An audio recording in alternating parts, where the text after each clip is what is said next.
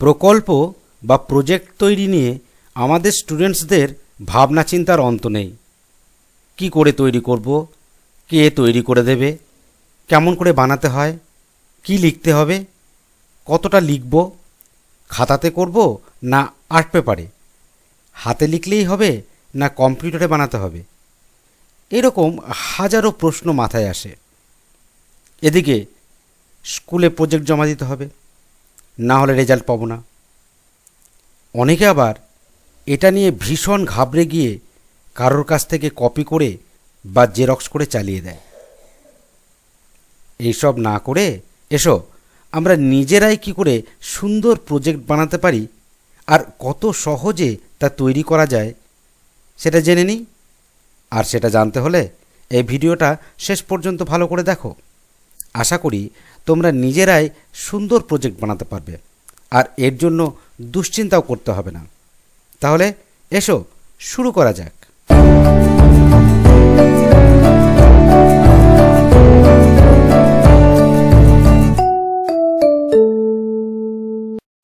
তোমরা জানো যে আরটি অ্যাক্ট 2009 বা রাইট টু এডুকেশন অ্যাক্ট 2009, যাকে শিক্ষার অধিকার আইন বলা হয়, সেই শিক্ষার অধিকার আইন অনুযায়ী সিসিই অর্থাৎ কন্টিনিউয়াস অ্যান্ড কম্প্রিহেন্সিভ ইভ্যালুয়েশন, যাকে বাংলায় বলতে পারি নিরবিচ্ছিন্ন সার্বিক মূল্যায়ন, এই ধারাকে অনুসরণ করে আমাদের পশ্চিমবঙ্গে মাধ্যমিক এবং উচ্চ মাধ্যমিক দুটি স্তরে মূল্যায়ন ব্যবস্থা হয়ে থাকে। তো এই নিরবিচ্ছিন্ন সার্বিক মূল্যায়নের একটা অঙ্গ হলো অন্তর্বর্তী প্রস্তুতিকালীন মূল্যায়ন, যেটাকে আমরা সাধারণভাবে প্রকল্প বা প্রজেক্ট বলছি। তো মাধ্যমিক এবং উচ্চ মাধ্যমিক দুটো স্তরেই এই মূল্যায়ন হয়, প্রত্যেকটি বিষয়ের উপরে এই মূল্যায়ন করা হয়। কিন্তু আমি আজকের এই পাঠে শুধুমাত্র বাংলা বিষয়ের ওপর কী করে প্রজেক্ট তৈরি করবে তাই নিয়ে আমরা আলোচনা করব। আমাদের মাধ্যমিক অর্থাৎ নবম ও দশম শ্রেণীর পাঠ্যক্রমে 6টি বিষয় আছে যার উপরে প্রকল্প রচনা করতে হয়। যথা 1 হচ্ছে সমীক্ষা বা সার্ভে, 2 হলো প্রকৃতি পাঠ বা যাকে বলে নেচার স্টাডি, 3 হচ্ছে বিষয় সমীক্ষণ বা কেস স্টাডি, 4 হলো সৃষ্টিশীল রচনা বা ক্রিয়েটিভ রাইটিং, 5 মডেল নির্মাণ বা মডেল মেকিং এবং 6 পাঠ্যপুস্তক ও শিখন সামগ্রীর সহায়তায় মূল্যায়ন, যাকে ইংরেজিতে বলবো ওপেন বুক ইভ্যালুয়েশন। প্রথমেই জানতে হবে প্রজেক্ট বা প্রকল্প বিষয়টি আসলে কি। ইংরেজি প্রজেক্ট কথাটির অর্থ হল পরিকল্পনা বা সংকল্পিত কাজের নকশা। সাধারণত কোনো গভীর বিষয় অনুসন্ধানের জন্যে নিত্য নতুন যে পরীক্ষা নিরীক্ষা চালানো হয় তারই একটা বস্তুসম্মত অভিজ্ঞান হলো প্রজেক্ট বা প্রকল্প। তাহলে প্রজেক্ট বা প্রকল্পের সংজ্ঞাটা কীরকম দাঁড়াবে? যে সমীক্ষার মাধ্যমে কোনো বিষয় সম্পর্কে নির্দিষ্ট তথ্য তুলে আনা যায়, যেখানে একটি বিশেষ পরিকল্পনা, বিশ্লেষণ ও মূল্যায়নের মাধ্যমে নতুন তথ্য সম্পর্কে আলোকপাত করা হয়, তাকেই প্রকল্প বলে। মনে রেখো, প্রকল্প বিষয়টি দেখে বা নকল করে বানানো বিষয়টা কিন্তু নয়। নিজস্ব ধ্যান ধারণা ও চিন্তাভাবনার মৌলিক গবেষণালব্ধ ফল হলো প্রকল্প। আর সেভাবে যদি কেউ প্রকল্প তৈরি করে তাহলে কারোর সঙ্গে কারো মিল হতেই পারে না। এখন আমরা এই প্রকল্প নির্মাণের ধারাটাকে সুন্দরভাবে এবং সুস্থভাবে আলোচনা করতে আর বুঝতে আমরা একে প্রথমে দুটো পর্যায়ে ভাগ করে নিই। প্রথম পর্যায় হচ্ছে প্রকল্প রূপায়ণের পদ্ধতি। এই অংশে আমরা আলোচনা করব কিভাবে প্রকল্পটা তৈরি করব, অর্থাৎ কোন কোন উপাদান আমাদের প্রয়োজন, কেমন করে প্রকল্পটাকে সাজাবো, কোন পৃষ্ঠায় কি কি লিখতে হবে, কিভাবে লিখতে হবে, এই সমস্ত বিষয় নিয়ে আমরা এই প্রথম পর্যায়ে আলোচনা করব। আর দ্বিতীয় পর্যায়ের বিষয় হবে বিশ্লেষণ, অর্থাৎ প্রকল্পের মধ্যে যে মূল বিষয়টা সেই বিষয়টা সম্পর্কে আমরা বিস্তারিতভাবে আলোচনা করব। এবারে এসো প্রকল্প রূপায়ণের পদ্ধতি এই বিষয়টায়, অর্থাৎ কিভাবে আমরা প্রকল্পটাকে উপস্থাপন করব। বিভিন্নভাবে প্রকল্পকে সাজানো যায়, এক একজন এক এক রকমভাবে সাজান। আমি একটা তোমাদের নমুনা উপস্থাপন করব যাতে সুন্দরভাবে প্রজেক্টটিকে তৈরি করতে পারো। তো প্রথমে প্রজেক্ট তৈরি করার জন্য একটা খাতা বানাতে হবে, আর এই খাতার পৃষ্ঠা কী হবে? এই খাতার পৃষ্ঠা তোমরা A4 সাইজের পৃষ্ঠা নেবে। তোমরা বাজারে দেখেছো জেরক্সের দোকানে যে কাগজে জেরক্স করে দেওয়া হয় সাধারণত সেটাই A4 পেপার, সেই রকম ধরনের পেপার কিনতে পাওয়া যায়। সেই পেপারের ওপরে লিখবে, তবে মনে রাখবে পৃষ্ঠার একদিকে শুধু লিখবে, দুই পৃষ্ঠায় লিখবে না। একটা দিকে লিখবে যেটা ফ্রন্ট দিক, সেই দিকটায় লিখবে। এইভাবে তোমরা খাতাটা বানাবে। এরপরে আসছে খাতার মলাট বা কভার, অর্থাৎ খাতাটা বানানোর পর তার একটা কভার দিতে হবে, একটা মলাট দিতে হবে। অনেকে অনেক রকমভাবে মলাট দিয়ে থাকেন, যেমন ধরো এই চ্যানেল ফাইল। চ্যানেল ফাইল তোমরা দেখেছো বাজারে খুব কম দাম, তো এই চ্যানেল ফাইলগুলো দিয়ে তোমরা বানাতে পারো। তবে এটা ঠিক, চ্যানেল ফাইলে কাগজগুলো খুলে যায়, সেই জন্য প্রজেক্টটা তৈরি হওয়ার পর A4 পেপারগুলোকে স্টেপল দিয়ে ভালো করে আগে আটকে নেবে, তারপর চ্যানেল ফাইলের মধ্যে লাগাবে, তাহলে আর খুলে যাওয়ার সম্ভাবনা থাকবে না। অনেকে আবার স্পাইরাল বাইন্ডিং করেন, এই যেমন দেখো এই ছবির মধ্যে এটা একটা স্পাইরাল বাইন্ডিং। এর খরচাটা একটু বেশি, অনেকে এটা নিজেরা তো করতে পারে না, মেশিন দিয়ে এই ফুটোগুলো করতে হয়। খাতাটা এরকম হবে স্পাইরাল বাইন্ডিংয়ের। এছাড়া আরও অনেক কভার কিনতে পাওয়া যায় বাজারে, যেমন পিসবোর্ডের তৈরি কভার। এই কভারটা, যে কভারটায় এখানে একটা লেস দিয়ে বা সুতো দিয়ে বেঁধে দেওয়া যায়, সবগুলোকে একসঙ্গে করা যায়। সবচাইতে সস্তা বা কম দামে তোমরা নিজেরাই খাতা বানাতে পারবে, এত কিছু করার দরকার নেই। পুরো যে কোনো একটা কাগজ বা মলাট নেবে, যেমন ধরো একটা রঙিন আর্ট পেপারই নিলে, তাই দিয়ে একটা কভার বানালে, ঠিক এরকম ধরনের খাতাগুলো হতে পারে। এইভাবে তোমরা কভার বা মলাট বানিয়ে খাতাটাকে তৈরি করবে। এবারে 3 নম্বরে আসা যাক। 3 নম্বরে হলো কভার পেজ। কভার পেজ কি না, প্রজেক্টের খাতার প্রথম পৃষ্ঠাকে বলা হয় কভার পেজ। এই পেজটাকে বিভিন্নভাবে খুব সুন্দর করে সাজানো যায়। কেউ বা কম্পিউটারে নানান ধরনের ডিজাইন করে, ফটোশপের মাধ্যমে বা বিভিন্ন ওয়াটারমার্ক দিয়ে, বিদ্যালয়ের ছবি দিয়ে বিভিন্নভাবে এটাকে বানিয়ে থাকে। তোমরা এটাকে যে কম্পিউটারেই বানাতে হবে এমন কোনো কথা নেই, এটা হাতেও খুব সুন্দর করে লিখে বানানো যায়। আমি একটা কভার পেজের নমুনা দিচ্ছি কিভাবে কভার পেজটা তৈরি করবে।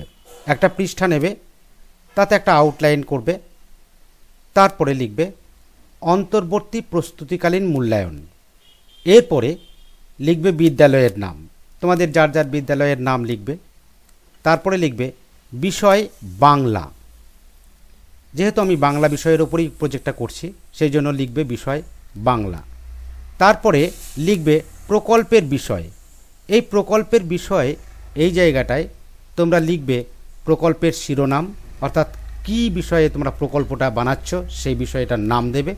আর সেটা সমীক্ষা না মডেল চার্ট বা শিখন সামগ্রীর সহায়তায় তৈরি বা এটা ক্ষেত্র বিশ্লেষণ, সেই বিষয়টাও তোমরা লিখতে পারো। তারপরেই লিখবে নাম, নিজের নাম দেবে, তারপরে শ্রেণী, তারপর রোল নাম্বার, তারপরে বিভাগ, তারপরে দেবে রেজিস্ট্রেশন নাম্বার, আর দেবে শিক্ষাবর্ষ। এই রেজিস্ট্রেশন নাম্বারটা হয়তো 9-এ লাগবে না, যাদের রেজিস্ট্রেশন নাম্বার জানা আছে, বিশেষ করে 10ম শ্রেণীর প্রজেক্টে তো রেজিস্ট্রেশন নাম্বার দিতেই হবে, একাদশ দ্বাদশ শ্রেণীরও দেওয়া বাঞ্ছনীয়। এইভাবে তোমরা কভার পেজটাকে বানাবে। তারপরে বিভিন্ন ধরনের হয়তো একটু ডিজাইন করতে পারো, হাতে এরকম ধরনের কিছু ডিজাইন করতে পারো। এইভাবে কভার পেজটা তোমরা বানাও। আমি কিছু নমুনা কভার পেজ তোমাদের দেখাচ্ছি। দেখো, এটা কম্পিউটারের সাহায্যে বানানো কভার পেজ, এটাও কম্পিউটারের সাহায্যে বানানো। তারপরে হাতে খুব সুন্দর ডিজাইন করে নকশা করে বানানো হয়েছে এরকম কভার পেজ। এরকম করে তোমরা কভার পেজটা প্রথমে বানাবে। আর এটা থাকবে প্রজেক্টের সবার ওপরে, প্রথম পাতা। এবারে পরের পৃষ্ঠায় একটা সূচিপত্র তৈরি করবে। সূচিপত্র কি তোমরা জানো? তোমাদের যে কোনো টেক্সট বইয়ের দেখবে একটা সূচিপত্র থাকে। সেই সূচিপত্র অনুসারে তোমরা জানতে পারো যে কোন বিষয়টা কোন পৃষ্ঠায় রয়েছে। ঠিক তেমনি একটা সূচিপত্র তোমরা বানাবে, এবং এই সূচিপত্র বানানোর জন্য তোমরা পৃষ্ঠাতে একটা ছক কেটে নেবে। একদিকে লিখবে সিরিয়াল নাম্বার, তারপরে লিখবে বিষয়, তারপর লিখবে পৃষ্ঠা। সিরিয়াল নাম্বারগুলো 1, 2 এইভাবে লিখবে। বিষয়ের ক্ষেত্রে ধরো 1 নাম্বার বিষয়ে লিখবে প্রকল্প কি, এটা হয়তো 4 নাম্বার পৃষ্ঠায় রয়েছে।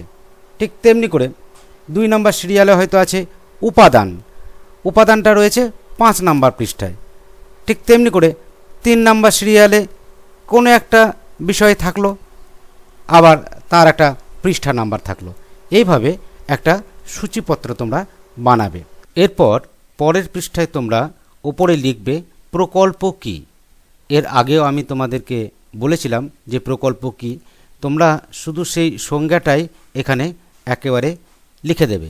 লিখবে যে সমীক্ষার মাধ্যমে কোনো বিষয় সম্পর্কে নির্দিষ্ট তথ্য তুলে আনা যায়, যেখানে একটি বিশেষ পরিকল্পনা, বিশ্লেষণ ও মূল্যায়নের মাধ্যমে নতুন তথ্য সম্পর্কে আলোকপাত করা হয়, তাকেই প্রকল্প বলে। এই কথাটা প্রত্যেক প্রকল্পের ক্ষেত্রেই এই পৃষ্ঠায় লিখবে। অর্থাৎ এই যে নতুন পৃষ্ঠা, এখানে যা যা থাকবে তার প্রথমেই থাকবে প্রকল্প কি এবং এই সংজ্ঞাটা দিয়ে দেবে। তারপরে ওই পৃষ্ঠাতেই নিচে আর একটা পয়েন্ট করবে, সেখানে লিখবে প্রকল্পটির উদ্দেশ্য। এই প্রকল্পটির উদ্দেশ্য এইখানে তোমাকে যেটা লিখতে হবে সেটা হচ্ছে যে বিশেষ কারণে এই প্রকল্পটি নির্মাণ করা হলো তার সংক্ষিপ্ত বিবরণ। তোমরা এর আগে দেখেছো যে প্রকল্প তৈরির নানান পদ্ধতি আছে, যেমন সমীক্ষা, প্রকৃতিপাঠ, ক্ষেত্র বিশ্লেষণ, সৃষ্টিশীল রচনা, মডেল নির্মাণ, শিখন সামগ্রীর সাহায্যে মূল্যায়ন। এইরকম বিভিন্ন যে বিষয়গুলো আছে, প্রত্যেকটি বিষয়ের একটা শিরোনাম থাকবে প্রকল্পের। সেই শিরোনাম অনুসারে তোমাকে প্রকল্পটি বানাতে হবে। তাই ওই প্রকল্পটি তৈরি করতে গিয়ে দেখবে যে তার উদ্দেশ্য একটা থাকবে। সেই উদ্দেশ্যটাকেই তোমরা সংক্ষিপ্ত আকারে 2-4 লাইনে লিখে ফেলবে। যেমন একটা উদাহরণ দিচ্ছি, ধরো জ্ঞানচক্ষু গল্প আশাপূর্ণা দেবীর লেখা। এই গল্পে তোমাকে একটা প্রকল্প লিখতে বলেছে যে এই গল্পের চরিত্রগুলির বিভিন্ন দিক সম্পর্কে আলোচনা করো। তখন তুমি হয়তো সংক্ষেপে লিখলে যে জ্ঞানচক্ষু গল্পটি একটা অসামান্য গল্প, আশাপূর্ণা দেবী মানুষের অন্তর্নিহিত সম্ভাবনাকে তুলে ধরেছেন এই গল্পে। তো এই গল্পটি নিয়ে আমাদের ক্ষেত্র বিশ্লেষণ করার উদ্দেশ্য হলো এই যে গল্পটির চরিত্রগুলির বিভিন্ন দিক সম্পর্কে আলোকপাত করা। বাস এইটুকুই লিখবে, আর কিচ্ছু কিন্তু লিখবে না। অর্থাৎ তোমার যে উদ্দেশ্যটা সংক্ষেপে সেটাই লিখবে। তারপরে ওই পৃষ্ঠা পয়েন্ট দেবে উপাদান। এই উপাদান ক্ষেত্রে তোমাদেরকে লিখতে হবে যে এই প্রকল্পটি নির্মাণের জন্য যে যে বিষয় বা বস্তু তোমাকে সাহায্য করেছে। যে প্রকল্পটা বানাচ্ছ সেই প্রকল্পটা তৈরি করতে গেলে নানান বিষয় বা বস্তু আসে যেগুলো তোমাকে সাহায্য করে। যেমন তোমার শিক্ষক মশাই, শিক্ষিকা এনারা সাহায্য করেন। তেমনি পাশাপাশি বিভিন্ন বই থেকে তুমি হয়তো এই বিষয়বস্তুগুলোকে জানার চেষ্টা করেছো বা সেখান থেকে কিছু নিয়েছো, তথ্য নিয়েছো, সেই সমস্ত বই তোমাকে সাহায্য করেছে। ইন্টারনেট তোমাকে সাহায্য করতে পারে। বিভিন্ন ছবি হয়তো নিয়েছো, যে এটা তৈরি করতে গিয়ে বিভিন্ন ধরনের ছবির সমাবেশ তোমাকে ঘটাতে হয়েছে। তোমরা তো জানো যে প্রত্যেকটি প্রজেক্ট করতে গেলে একটা সুন্দরভাবে তাকে সাজিয়ে করতে হয়, এবং সেগুলোর জন্য তোমাকে প্রাসঙ্গিক যে চিত্র বা আলোকচিত্র বা বিভিন্ন সারণী এগুলো লাগতে পারে, সেইগুলো তোমাকে সাহায্য করেছে। অর্থাৎ এই প্রকল্পটি বানানোর জন্য যে যে বিষয়গুলো তোমাকে সাহায্য করছে তার একটা সংক্ষিপ্ত স্কেচ, অর্থাৎ সংক্ষিপ্ত একটা চেহারা এইখানে প্রথমে তোমরা দিয়ে দেবে। তারপরেই তোমরা মূল বিষয়টিতে প্রবেশ করবে। এরপর পরের পৃষ্ঠায় লিখবে রূপায়ণের পদ্ধতি। এটাই হলো প্রজেক্টের মূল বিষয়, অর্থাৎ এইখান থেকেই প্রজেক্টের আসল বিষয়টা লিপিবদ্ধ করা হবে। এর প্রথমে লিখবে শিরোনাম। শিরোনামটা কি না, যে বিষয়ের ওপর তুমি প্রজেক্টটা তৈরি করবে সেই বিষয়টার একটা শিরোনাম থাকবে। সেই শিরোনামটাকে তোমাকে লিপিবদ্ধ করতে হবে। যেমন একটা উদাহরণ দেখো, তোমার চোখে লেখালেখির ভাবনায় কালি কলম আর কম্পিউটারের গুরুত্ব। এরকম একটা শিরোনামের ওপর তোমাকে প্রজেক্ট তৈরি করতে হবে। অথবা এরকম দিল, বাক্যের গঠনগত শ্রেণীবিভাগ, মডেল বা চার্ট। ঠিক এইরকম একটা শিরোনাম প্রথমে তোমাদের দেওয়া থাকবে, সেই শিরোনামটাকে তোমাদের প্রথমে লিখতে হবে।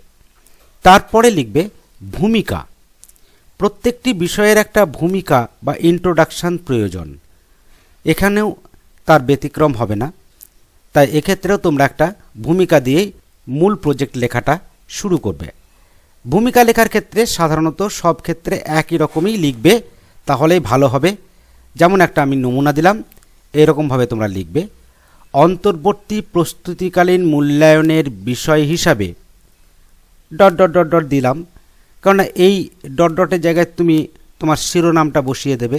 যে বিষয়টার ওপর তুমি প্রজেক্টটা তৈরি করছো সেই শিরোনামটা এখানে লিখে তারপর লিখবে, এর উপর আমি আমার পরিকল্পনা, বিশ্লেষণ ও মূল্যায়নের মাধ্যমে যে নতুন তথ্য পেলাম তা বিস্তারিতভাবে তুলে ধরার চেষ্টা করলাম।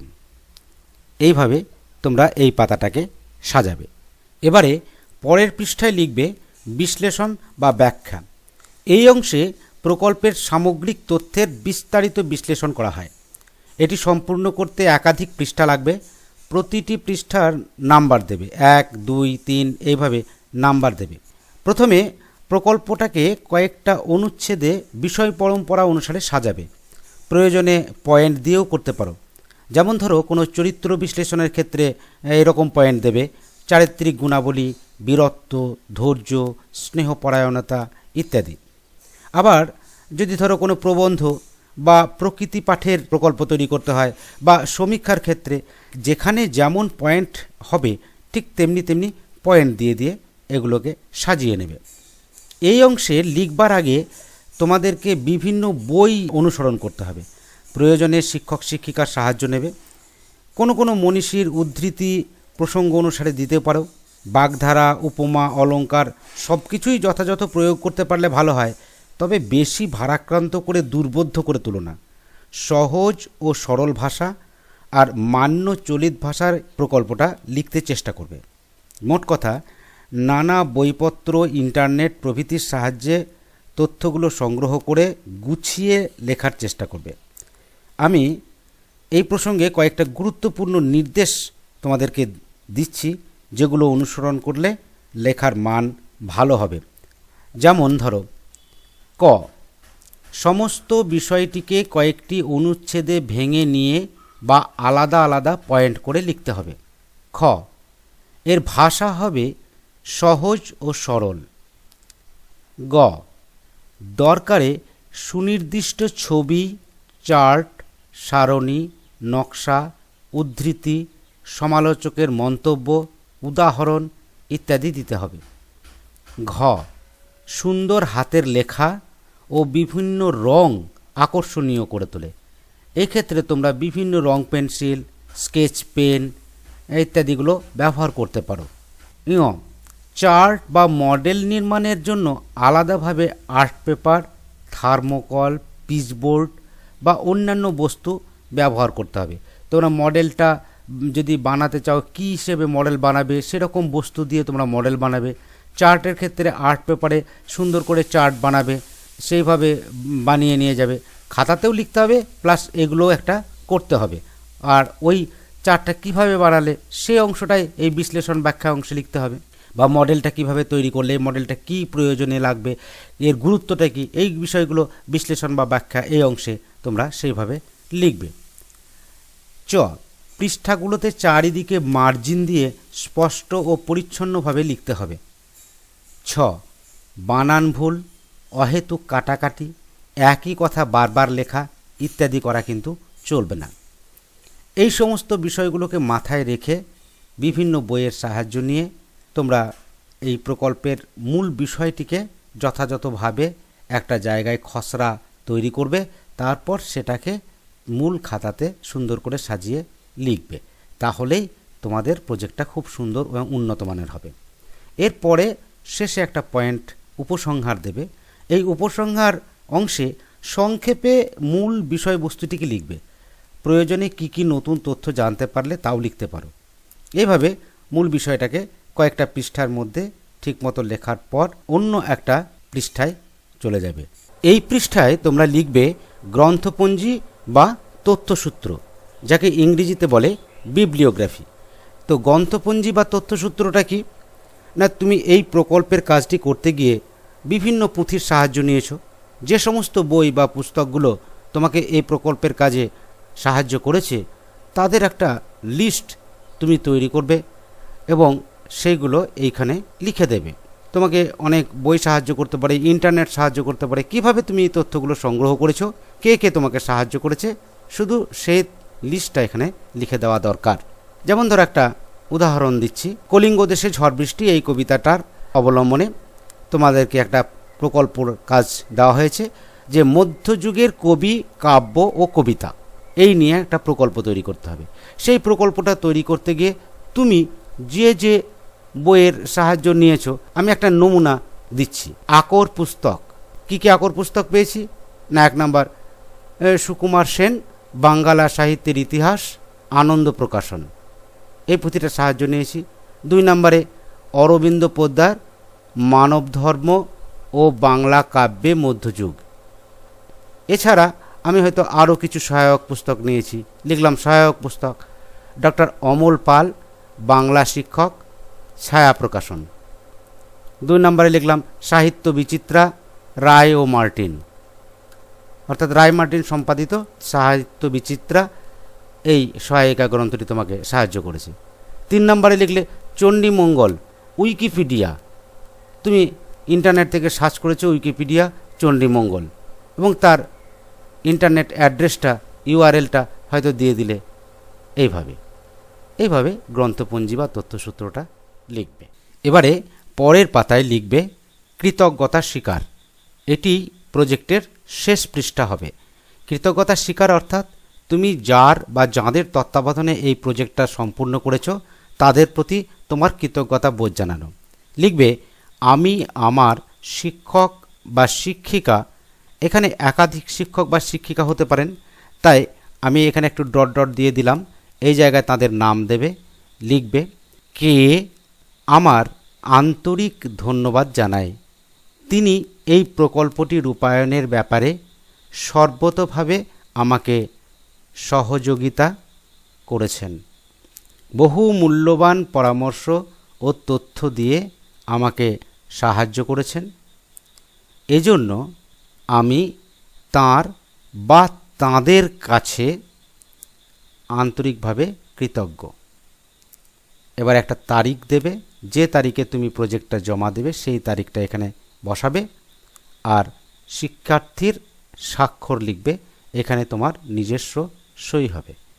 এবার যে শিক্ষক বা শিক্ষিকাকে তুমি এই প্রজেক্টটি জমা দেবে সেইখানে একটা কলমে শিক্ষক বা শিক্ষিকা স্বাক্ষর করবেন, তার জন্য একটা জায়গা রেখে দেবে এবং তিনিও যেদিন প্রজেক্টে জমা নিচ্ছেন সেদিনের একটা তারিখ দেবেন, তার জন্য একটা জায়গা করে দেবে। ঠিক এইভাবে এই ছকেই প্রতিটি প্রজেক্টের শেষে কৃতজ্ঞতা স্বীকার পত্রটি তোমরা তৈরি করবে। এইভাবে তোমরা পুরো প্রজেক্টটা পরপর স্টেপ বাই স্টেপ সাজাবে, তাহলে প্রজেক্টটা দেখতেও সুন্দর হবে এবং প্রজেক্টের গুরুত্ব অনেক বেড়ে যাবে। আশা করি তোমরা সকলেই বুঝতে পেরেছ। আমি আর ভিডিওটাকে বিস্তারিত করছি না, এখানেই শেষ করছি। তোমরা যদি কোনো অসুবিধার মধ্যে পড়ো তাহলে আমার কমেন্ট বক্সে লিখে জানাবে, আমি তার যথাযথ উত্তর দেওয়ার চেষ্টা করব। সবাই ভালো থেকো, সুস্থ থেকো। আমরা অন্য একদিন আরও অন্য একটা ভিডিও নিয়ে এভাবেই হাজির হব।